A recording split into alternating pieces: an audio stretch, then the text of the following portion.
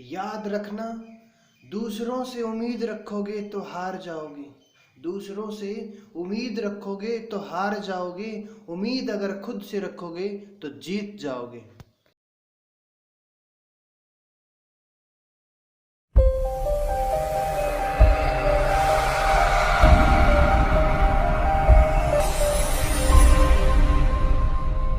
तो कैसे हैं आप? हेलो दोस्तों, एक बार फिर मैं आपके चैनल द गुरुजी पे स्वागत करता हूं। और आज के वीडियो में हम 14 मई 2020 का करंट अफेयर्स पढ़ेंगे।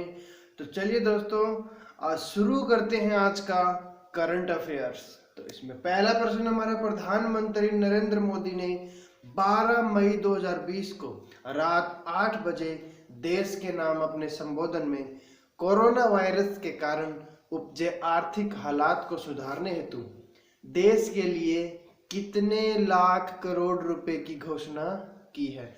दोस्तों, मैं आपको बता दूं, कल प्रधानमंत्री नरेंद्र मोदी जी ने 20 लाख करोड़ रुपए के आर्थिक पैकेज की घोषणा की है। प्रधानमंत्री मोदी ने कहा कि यह आर्थिक पैकेज आत्मनिर्भर भारत अभियान की अहम कड़ी के तौर पर काम करेगा। 20 लाख करोड़ रुपए का ये पैकेज भारत की जीडीपी का करीब 10% हिस्सा है। कहा जा रहा है कि इसके जरिए देश के विभिन्न वर्गों और आर्थिक कड़ियों को जोड़ने में बल मिलेगा। 20 लाख करोड़ रुपए के पैकेज की घोषणा के बाद भारत दुनिया के उन चुनिंदा देशों की सूची में शामिल हो गया है जिसने जीडीपी का बड़ा हिस्सा दिया है।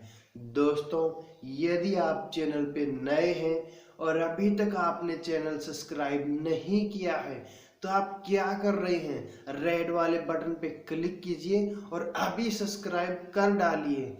चलिए दोस्तों, अगला प्रश्न हमारा, केंद्रीय स्वास्थ्य मंत्री डॉक्टर हर्षवर्धन के अनुसार देश में कोविड-19 जांच क्षमता बढ़कर कितने लाख परीक्षण प्रतिदिन हुई है? दोस्तों, 1 लाख परीक्षण प्रतिदिन हुई है। ठीक है दोस्तों, केंद्रीय स्वास्थ्य मंत्री डॉक्टर हर्षवर्धन ने कहा कि जांच करने की क्षमता बढ़कर प्रतिदिन 1 लाख हो गई है और इसमें 347 सरकारी और 137 निजी प्रयोगशालाएं शामिल है। उन्होंने कहा कि अभी तक कोविड-19 की कुल 17,62,840 जांच की जा चुकी है। उन्होंने कहा कि केंद्र, राज्य और संघ शासित प्रदेशों की सरकारें एक साथ मिलकर कोरोना वायरस का मुकाबला कर रही हैं और इससे हम आश्वस्त हैं कि देश कोविड-19 के कारण उपजी किसी भी परिस्थिति से मुकाबला करने में सक्षम है। दोस्तों, अब जो है पिछले कुछ 5-7 दिनों से कंटिन्यू 3000 से ऊपर मामले हमारे देश में रोजाना आ रहे हैं, तो ये थोड़ा चिंता का विषय है। तो दोस्तों, अभी तक इसकी कोई वैक्सीन नहीं बनी है, इसका कोई इलाज नहीं है। तो सबसे बढ़िया इलाज है स्टे होम स्टे सेफ।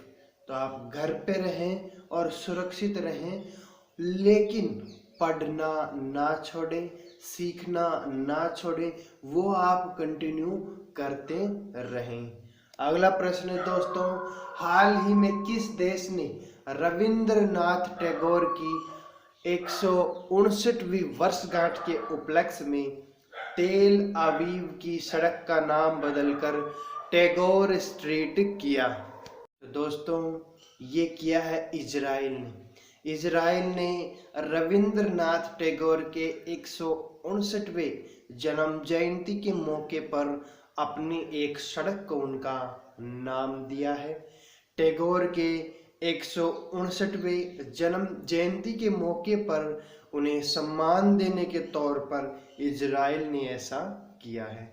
वे विश्वविख्यात कवि, साहित्यकार, दार्शनिक और भारतीय साहित्य के नोबेल पुरस्कार विजेता हैं। वे एशिया के प्रथम नोबेल पुरस्कार सम्मानित व्यक्ति हैं। वे एकमात्र कवि हैं जिसकी 2 रचनाएं 2 देशों का राष्ट्रगान बनी, भारत का राष्ट्रगान जन गण मन और बांग्लादेश का राष्ट्रीय गान आमार सोनार बांग्ला गुरुदेव की ही रचना है। तो दोस्तों, एशिया का प्रथम व्यक्ति जो प्रथम नोबेल पुरस्कार से सम्मानित है, या फिर ऐसे कहें कि प्रथम एशियाई नोबेल पुरस्कार विजेता या सम्मानित व्यक्ति कौन है, तो जो है एशिया के अंदर प्रथम नोबेल पुरस्कार से सम्मानित व्यक्ति गुरु रविंद्रनाथ टैगोर ही हैं। चलिए दोस्तों, इजराइल के बारे में कुछ देख लेते हैं। इजराइल की राजधानी है यरूशलेम और यहाँ के राष्ट्रपति हैं रेवेन रिवलिन और प्रधानमंत्री हैं बेंजामिन नेतन्याहू, जिन्होंने हाल ही में जो है भारत की सांस्कृतिक, भारत के कल्चर को अपनाते हुए कोरोना वायरस के प्रकोप से बचने के लिए हाथ जोड़ना सर्वोत्तम माना है। यानी हम जो राम राम जो हाथ जोड़ के नमस्कार की मुद्रा करते हैं, ये उन्होंने जो बेंजामिन नेतन्याहू ने है जो खुद करके ऐसा करने के अपने देशवासियों को भी प्रेरित किया है। देखिए दोस्तों, नेपाल की राजधानी है काठमांडू और राष्ट्रपति है विद्या देवी भंडारी और यहाँ के प्रधानमंत्री हैं खड़ग प्रसाद ओली। रूस राजधानी है मॉस्को, राष्ट्रपति है व्लादिमीर पुतिन और प्रधानमंत्री हैं दिमित्री मेदवेदेव। चीन की राजधानी है बीजिंग और राष्ट्रपति हैं शी जिनपिंग। चलिए दोस्तों, अगले प्रश्न की तरफ। मनमीत सिंह वालिया का 58 साल की उम्र में निधन हो गया। वे किस खेल से संबंधित थी? वे टेबल टेनिस से संबंधित थी। वे पिछले लगभग 2 साल से ALS एमियोट्रोफिक लेटरल स्क्लेरोसिस से पीड़ित थे। इस बीमारी में मांसपेशियां कमजोर हो जाती है और शरीर की मूवमेंट पर असर पड़ता है। मनमीत सिंह 58 साल के थे। मनमीत सिंह साल 1980 के दशक के सबसे शानदार खिलाड़ियों में से एक थे और साल 1989 में हैदराबाद में पुरुष एकल फाइनल में S श्रीराम को हराकर राष्ट्रीय चैंपियन बने थे। वे साल 1981 से लगातार 4 साल राष्ट्रीय चैंपियनशिप के फाइनल में पहुंचे लेकिन खिताब नहीं जीत पाए।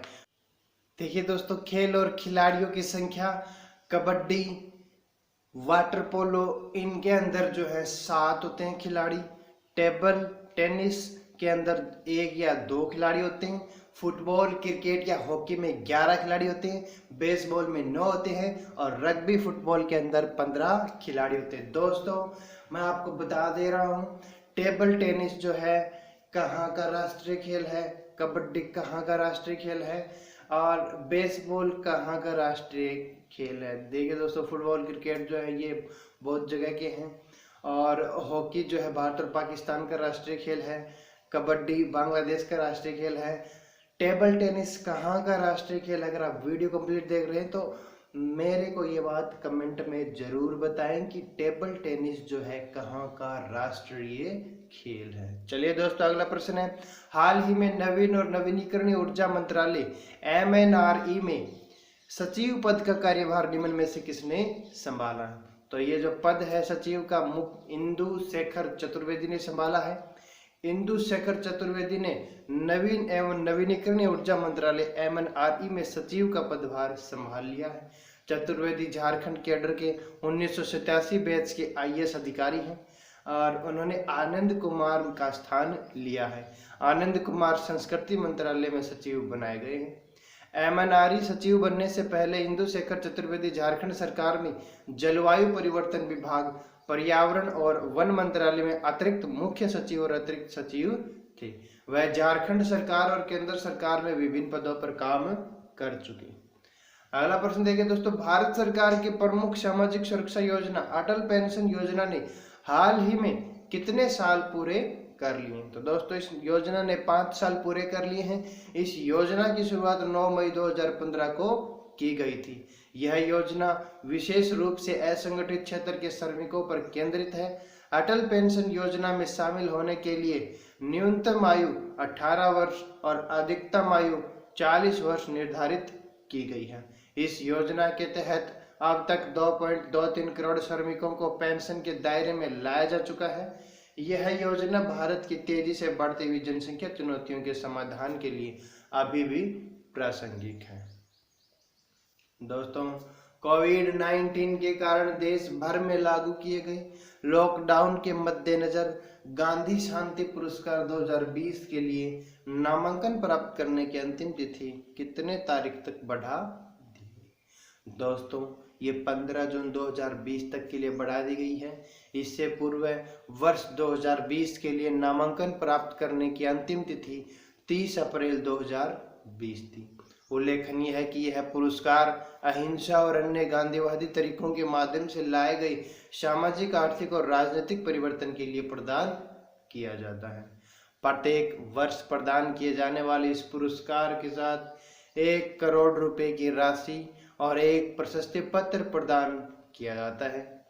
इस पुरस्कार की शुरुआत वर्ष 1995 में की गई थी और तब से यह अनवरत प्रदान किया जा रहा है। प्रथम गांधी शांति पुरस्कार 1995 में तंजानिया के प्रथम राष्ट्रपति जूलियस नायरारे को दिया गया था और 2014 में इसरो को इससे सम्मानित किया गया था। राष्ट्रपति रामनाथ कोविंद ने 6 फरवरी 2020 को कुष्ठ रोग के लिए अंतर्राष्ट्रीय गांधी पुरस्कार से सम्मानित किया। यह पुरस्कार व्यक्तिगत श्रेणी में डॉक्टर NS धर्मशक्त और संस्थागत श्रेणी के तहत कुष्ठ मिशन ट्रस्ट को प्रदान किए गए। पुरस्कार में 1 करोड़ रुपए की धनराशि और प्रशस्ति पत्र दिया जाता है। 1937 में पहली बार नॉर्वे की संसद स्टार्टिंग के लेबर पार्टी सदस्य ओले कोल्जबो जॉनसन ने गांधी का नाम सुझाया था। देखिए दोस्तों, गांधी के नाम पे शांति पुरस्कार है, लेकिन गांधी जी को भी जो है नोबेल पुरस्कार के लिए बहुत बार नॉमिनेट किया गया, हालांकि इन्हें कभी दिया नहीं गया। तो 1937 में जो है कोल्ब जॉनसन ने गांधी का नाम सुझाया था पहली बार नोबेल पुरस्कार के लिए। गांधी जी को सन 1937, 1938, 1939, 1947 और 1948 में शांति का नोबेल पुरस्कार के लिए नॉमिनेट किया गया था। इस तरह शांति के नोबेल पुरस्कार के लिए नॉमिनेट होने वाले व्यक्तियों में सर्वाधिक बार नॉमिनेट होने वाले गांधी जी ही है। अगला प्रश्न देखिए दोस्तों, किस राज्य सरकार ने लोगों के श्वसन स्वास्थ्य के बारे में जागरूकता पैदा करने के लिए हाल ही में प्राणवायु कार्यक्रम शुरू किया है? दोस्तों, कर्नाटक की सरकार ने ये शुरू किया है। बेंगलुरु सिटी कॉरपोरेशन ने लोगों के श्वसन स्वास्थ्य के बारे में जागरूकता पैदा करने के लिए हाल ही में प्राणवायु कार्यक्रम शुरू किया है। गंभीर तीव्र श्वसन बीमारी सारी के कारण देश में कई मौतें हुई हैं। विशेष रूप से कोविड-19 के कारण हाइपोक्सिया होता है। गंभीर तीव्र श्वसन बीमारी के कारण देश में कई मौतें हुई हैं। विशेष रूप से कोविड-19 के कारण हाइपोक्सिया होता है। सॉरी, 2 बार रिपीट हो गया। निम्न में से किस हवाई अड्डा ने भारत और मध्य एशिया के सर्वश्रेष्ठ क्षेत्रीय हवाई अड्डे का खिताब जीता है? दोस्तों, ये बेंगलुरु हवाई अड्डा ने जीता है। बेंगलुरु के कैपेगौड़ा अंतर्राष्ट्रीय हवाई अड्डे को ग्राहकों की पसंद पर भारत और मध्य एशिया का सर्वश्रेष्ठ क्षेत्रीय हवाई अड्डा चुना गया है। 2020 वर्ल्ड एयरपोर्ट अवार्ड्स में 4 साल में 3 बार बेंगलुरु हवाई अड्डे को यह सम्मान मिल चुका है। बेंगलुरु हवाई अड्डे का परिचालन बेंगलोर इंटरनेशनल एयरपोर्ट लिमिटेड करती है। इस सर्वेक्षण में 550 से अधिक हवाई अड्डे शामिल होते हैं। दोस्तों, यदि अभी तक आपने चैनल को सब्सक्राइब नहीं किया है तो उस लाल वाले बटन पे अपनी अंगुली मारो और जल्दी से इस चैनल को सब्सक्राइब करो, क्योंकि ऐसी जानकारियां जो है, ऐसे करंट अफेयर्स जो परीक्षा दृष्टि से 100% इम्पोर्टेंस रखता है, आपको कहीं और नहीं मिलेगा।